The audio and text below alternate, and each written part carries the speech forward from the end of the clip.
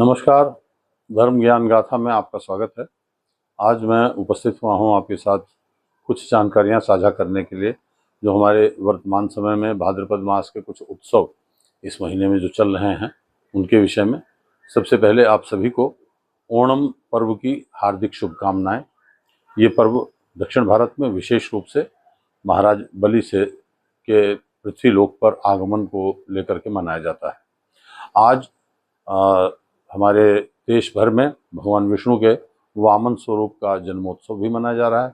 इसे वामन द्वादशी कहते हैं। 4 सितंबर ये तारीख है। इस वर्ष तारीखें बदलती रहती हैं। डेट हमारी जो हिंदी तिथि है उसके अनुसार वामन द्वादशी कहलाता है। वामन द्वादशी के दिन भगवान विष्णु का वामन अवतार है, जो महाराज बलि की कथा से जुड़ा है। भगवान विष्णु के इस अवतार में भगवान विष्णु ने महाराज वामन को वरदान दिया था कि वो 15 दिन के लिए प्रतिवर्ष पृथ्वी पर लौट सकेंगे और पृथ्वी पर आने के बाद वो अपने प्रजा को देख सकेंगे। ये उनका एक विशेष वरदान था, जिसको पूरा करने के लिए ये माना जाता है, एक विश्वास है कि महाराज बलि हर वर्ष 15 दिन के लिए पृथ्वी पर वापस आते हैं और अपनी प्रजा को देखते हैं। इसी से जुड़ा हो सकता है ये हमारे देश में जो ये हम पितृपक्ष मनाते हैं, ये एक विशेष पर्व है जिसमें हमारे पितृ भी 15 दिन के लिए उनको भगवान की तरफ से श्री हरि नारायण जो है वो सबको एक विशेष आज्ञा देते हैं पृथ्वी लोक पर जाकर के अपने परिजनों को देखने की। तो ये पितृपक्ष के भी 15 दिन इसी समय में आते हैं। इस कालखंड में एक अति महत्वपूर्ण जो पर्व मनाया जाएगा वो है अनंत चतुर्दशी। आज से अगले दिन इस वर्ष 6 सितंबर शनिवार को हो रहा है।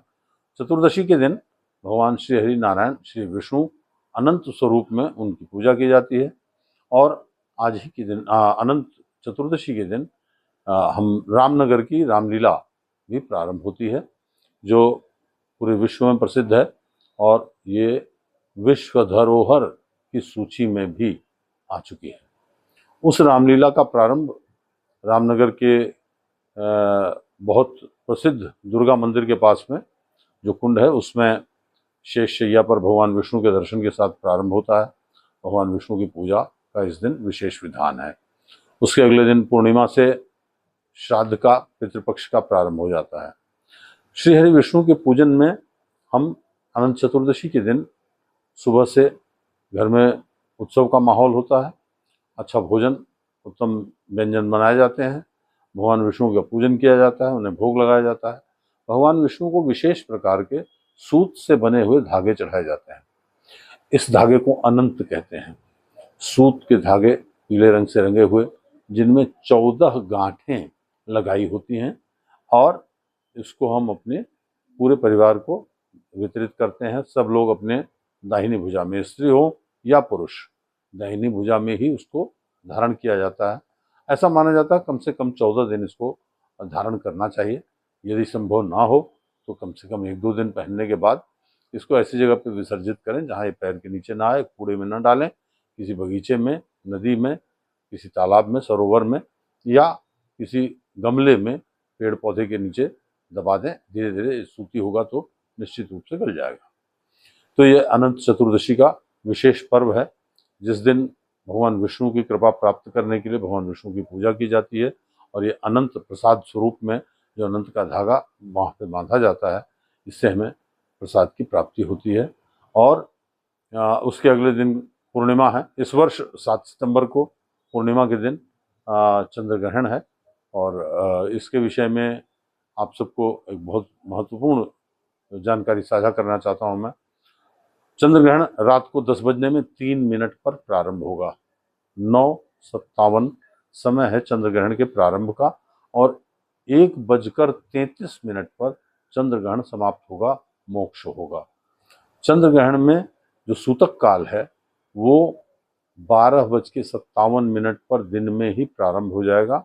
उसके बाद किसी भी प्राण प्रतिष्ठित मंदिर मूर्ति को स्पर्श करना या मंदिर में दर्शन करना निषेध रहेगा। आपके घर में यदि छोटी मूर्तियां हैं, देवी देवता हैं, जिनकी प्राण प्रतिष्ठा नहीं है, प्राण प्रतिष्ठित यदि नहीं है, तो उन्हें आप भोग प्रसाद 4 बजे तक कर लें। इसके बाद प्रयास करें कि किसी भी देवी देवता को कुछ न खिलाएं, न कुछ चढ़ाएं, न कुछ अर्पण करें। और मेरा सबसे विनम्र निवेदन है कि चंद्र ग्रहण के दिन ग्रहण से कम 4 घंटे पूर्व भोजन और जल जो भी आपको ग्रहण करना है कर लें, ताकि ग्रहण काल में आपको बार बार शौच इत्यादि के लिए या लघु शंका के लिए न जाना पड़े। ये निषेध माना जाता है। बहुत आपातकाल में जाया जा सकता है, लेकिन ऐसा नहीं है कि बहुत कठिन कोई नियम है। प्रयास करना चाहिए कि ग्रहण काल में इसको न किया जाए, जल न ग्रहण किया जाए।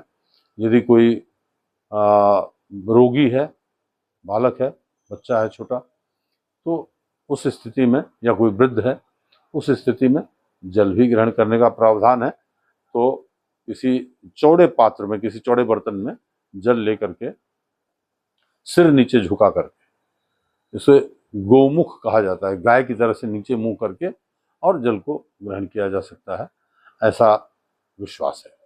तो बहुत सी भ्रांतियां लोगों द्वारा फैलाई गई हैं, फैलाई जाती रही हैं बराबर, कि ग्रहण में ये होगा वो होगा। बहुत साधारण चीज़ें हैं। ग्रहण काल में भगवान का ध्यान, सुमिरन, पूजन करना चाहिए। और अपने किसी भी कार्य में हमें कभी ये नहीं सोचना चाहिए कि ग्रहण काल में हम ये अति विशिष्ट कार्य कर लें। ये काम एक विशेष कालखंड होता है, जिस समय में हमारी तीनों नाड़ियाँ, इडा, पिंगला और सुषुम्ना, तीनों नाड़ियाँ सक्रिय होती हैं। और उस समय में किया गया मंत्र जप अत्यंत लाभकारी होता है और उसे शक्ति प्राप्त होती है। तो भगवान का सुमिरन करें, अपने मंत्र का जाप करें और ग्रहण काल में प्रयास करें ना कुछ खाएं पिएं और ना शयन करें। विशेष रूप से गर्भवती महिलाओं के लिए ये निषेध है कि ना वो कुछ काटें, जैसे सब्जी काटने का या कोई फल काटने का, ये प्रयास ना करें।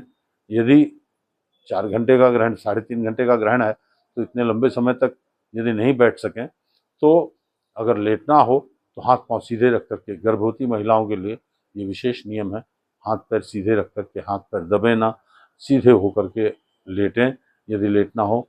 अन्यथा 3-3.5 घंटे का समय यदि बैठ करके निकाल सकें तो अति उत्तम होगा। अब पितृपक्ष के विषय में, श्राद्ध में क्या करणीय है, क्या न करणीय है, इसके विषय में बहुत शीघ्र मैं एक दूसरा वीडियो लेकर के उपस्थित होऊंगा। नमस्कार।